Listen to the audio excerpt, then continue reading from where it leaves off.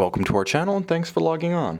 Today we're discussing the Corum Admiral's Cup Black Hull 48 Limited Edition.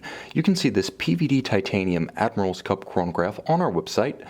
Purchase it there and subscribe to our YouTube channel if you enjoy these videos. You can also click on the card in the upper right hand corner of the screen at any time during this video to see our full listing for this watch with additional high resolution images, accessories included, and naturally full pricing details. Now on my wrist, 6 1/3 inches, 16 centimeters in circumference, you can see that the Black Hull 48 really lives up to its billing. It's huge, imposing, and monolithic. It's got a little bit of a 2001 vibe to it, but in titanium, it's also reasonably light. So here's the equation. If you like the oversized look, if you're considering something along the lines of a 44mm Rolex Deep Sea Sea Dweller, or a 45mm Hublot Big Bang, or even a King Power at 48, this watch offers good value, real substance, and a similar visual signature, visual impact on the wrist. Now in terms of bare numbers, they're actually a little bit more reasonable than you might think. Perhaps the most outrageous number is the thickness of this watch. At 18mm, it towers above the wrist. This is not going to clear any kind of cuff. Now from lug to lug, the watch is more tidy than you might expect. 54mm from extremity to extremity means that it's actually in a class across the wrist with watches up to 4 or 5mm smaller in diameter. So even on my relatively small wrist, you can see it doesn't really have a big tendency to overhang the edges.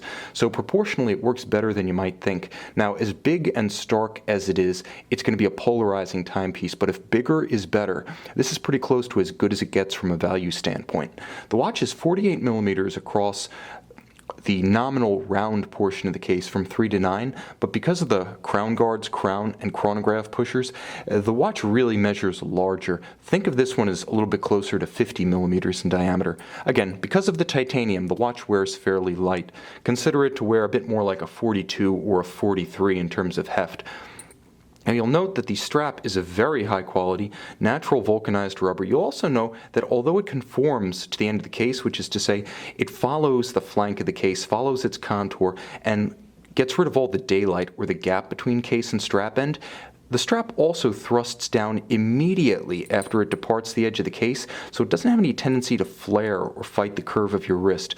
Again, Corum is one of those brands that understands well that even if you build a supersized watch, you can't count on a supersized customer. Human wrists stay the same size, and this strap works well with that understanding. You'll also note that it features the nautical pennant or yacht club burgee shape molded into it. Corum is a thoughtful design house, if nothing else. The fact is their watches are often design concepts as much as anything else, and they do that well. You'll also note that the pin buckle of this one is oversized, highly stylized, and again, you can see the motif of the nautical pennant in the pin buckle shape, as well as the Corum double key logo on the pin buckle itself. No design element left uncovered and no design element overlooked. You'll also note there's a beautiful Corum motif on the underside of the strap, really hammering home how much thought went into this watch aesthetically. Now, it is a dodecagon, so 12-sided. This has been the look of the Admiral's Cup since 1983, and during the 2000s, this is a 2008 limited edition of 666.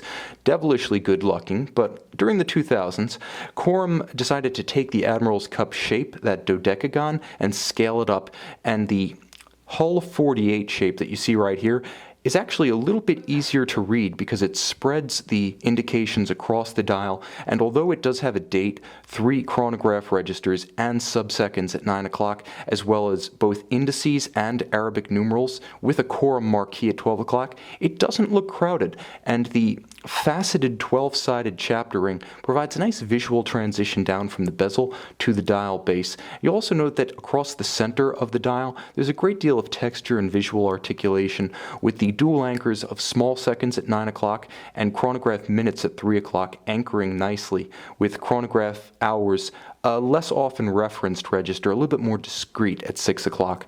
Now the watch does feature a Valjoux 7753, which is to say it has that tri-register chronograph layout, the classic 3 o'clock, 6 o'clock, and 9 o'clock layout, but because it is shifted relative to a conventional 7750, Corum calls this the caliber 753. It features a pusher corrector on the case flank for adjusting the date. Now, it does retain many of the core underlying virtues of the 7750, including toughness, efficient unidirectional winding.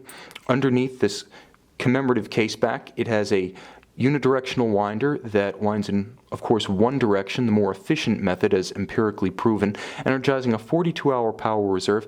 The screwed-in caseback and screw-down crown ensure 300-meter water resistance, so this is a true tough sports watch in every sense. It also features an unusual refinement for the 27-jewel 7750 chronograph pusher locks, and this is how they work. You pull them in, and they secure the chronograph against actuation, either due to water pressure, as Richard Mille secures its own chronographs, or due to accidental blows. Now you pull them out, and now you can actuate the chronograph functions. This is one of the few cases where I've seen a manufacturer include a special locking mechanism for chronograph pushers for security. To date, I've seen JLC, Richard Mille, and Corum do that. Not bad company for Corum of La Chaux-de-Fonds. You can see this Corum Admiral's Cup Black Hull 48, one of 666 made, and purchase it on our website.